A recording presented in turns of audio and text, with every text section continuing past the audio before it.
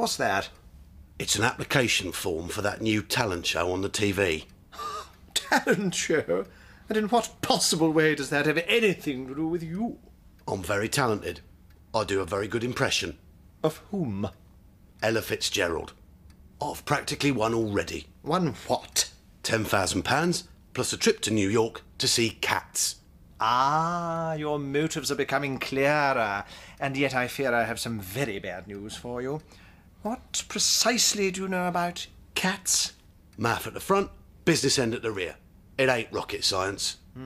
What if I were to tell you that Cats was a long-running musical rather than a collection of, well, cats? What if I were to pull your head off and fuck the hole in your neck? Is there a prize for the right answer? This is my day, this is my day, nothing's gonna stop me. No one's gonna hurt me, no one's gonna make me beg or make me go away.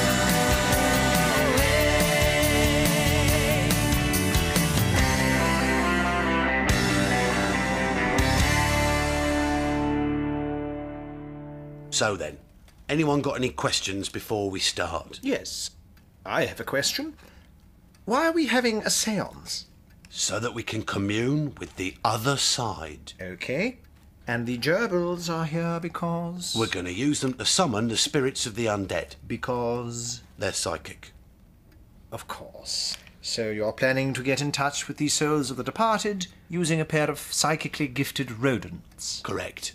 What a load of complete and utter bollocks. Actually, I think you'll find that in the early 19th century, English poet and literary wild child Lord Byron conducted a séance under exactly these conditions.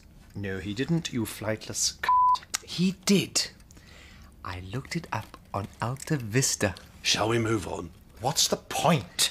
I reckon it might be a laugh speaking to a dead person. Not if talking to you is anything to go by. Besides, it's all a load of complete nonsense. No, it's true. It really works. I was at a séance and I spoke to my mother. Your mother? Yeah. And you know what? She said she's very happy with plenty to eat and surrounded by loads of other parrots. That's because she's not dead, she's in Fuerteventura. So? Fuckwit. Let's get on with it, shall we? Everyone concentrate on the gerbils. Oh, for God's sake. Oh, beloved spirits, we ask that you commune with us and move among us. Perhaps they've gone late-night shopping. Knock twice if you can hear us. What an absolute load of old... There's no place like home. There's no place like home. What's that? There's no place like home. If I didn't know any better, I'd say that Hamish has been possessed by the spirit of Judy Garland.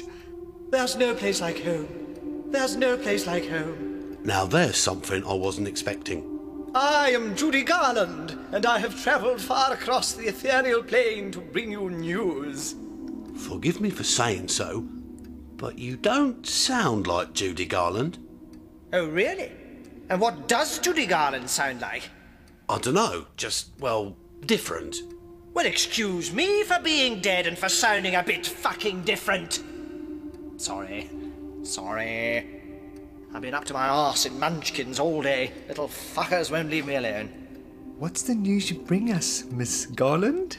Well, gee whiz, there's been a bit of a cock-up on the housing front over here, and, why, we were wondering if you could take in a poltergeist. Just for a day or two, he'd be no trouble, really. And if we refuse? Then you will suffer a life of eternal damnation, more terrible than you can ever imagine. Oops, oh, that's me. Hi, yeah, look, could I call you back? It's just I'm in the middle of an eternal damnation thingy. Yeah, okay, ciao, bye. So anyway, yes, just a couple of days, you'll hardly notice he's here. Just one question. Yes? Is that you touching my bottom? What a load of old wank. It's true. It really was Judy Garland. We spoke to her. What was she like? A bit coarse, to tell you the truth, and not at all like her Hollywood image. And you're sure Hamish wasn't faking it? Completely. Well, I suppose he has got all her records, as well as all her posters over the wall. And according to his diary, he used to dress up as Judy Garland when he was a kid. You mean? Oh, yeah. He's a cross-dresser. I wonder what makes him so cross. Poltergeist indeed. What a load of hokum. Okay. One picture falling off the wall for no good reason does not mean that the house is haunted. A coincidence. So, all the picture hooks have worn out at the same time, that's all. You'll have to do better than that. Fuck. Well, either he is faking it, in which case he appears to be smashing up the kitchen for no good reason, Or he's locked in a life and death struggle for his mortal soul, pitted against powerful supernatural forces that we can only begin to imagine. Shouldn't we go and check? Nah, pointless police videos is on in a moment. But he may be in terrible trouble. he's making it up.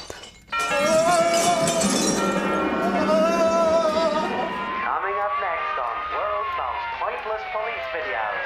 He's driving too fast, he's high on dope, and he's completely naked. In fact, he's the worst police officer on the force. Now this is quality television. It's the writing I admire. As well as the high production values. Officers are surprised when the drunk driver of this 84 sedan turns out to be a sweet old grandmother. But they shoot her anyway. Get out of the vehicle! Get out of the vehicle! Although sometimes the stories can seem a bit far-fetched. You think so? Maybe just a bit. I'm not just a poltergeist, you know. I'm also a registered spirit guide. Spirit guide? Yes, I am a guide to the fourth dimension, to everything known and unknown, seen and unseen, real and unreal. Plus, I know some great recipes for fish. How does that work then? Well, you get some fresh haddock, a little parsley, and you... No, the spirit guide thing. Oh, that. Well, it's really very simple. You ask me a question. Yes? And I answer. Okay, it. who won the 1962 Cup final? Except sport. I'm crap at sport. How about something more philosophical? Right. What is the meaning of life? Was it Leicester City? You haven't the faintest idea, have you? How about TV soap operas? Anything. Just stop levitating me. Of course. Sorry. I've had another letter from my boyfriend, Vince. He tells me that he's attending the annual conference of the Psychical Research Society at Miami Beach, which is why he won't be able to take me to the Smashing Pumpkins concert next week. I don't know how he got to Florida, but he claims to have used his own kinetic energy to transport himself there via some kind of ethereal highway. Tosser. He sent me a picture of himself on the beach. Next to him is a young lady named Sandra. He tells me that she's written a short academic paper on out-of-body experiences, and they're hoping to share their notes. I don't need to have extrasensory perception to figure out what sort of bodily experiences they'll be sharing.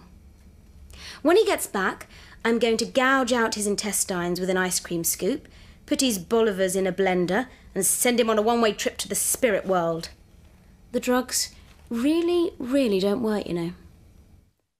So, to recap, the house is now possessed by an evil poltergeist who is wreaking havoc with our china and glassware, and who, according to you, is also something of an intellectual fuckwad. Well, I think we could have been haunted by Mozart or Puccini or the Big Bopper.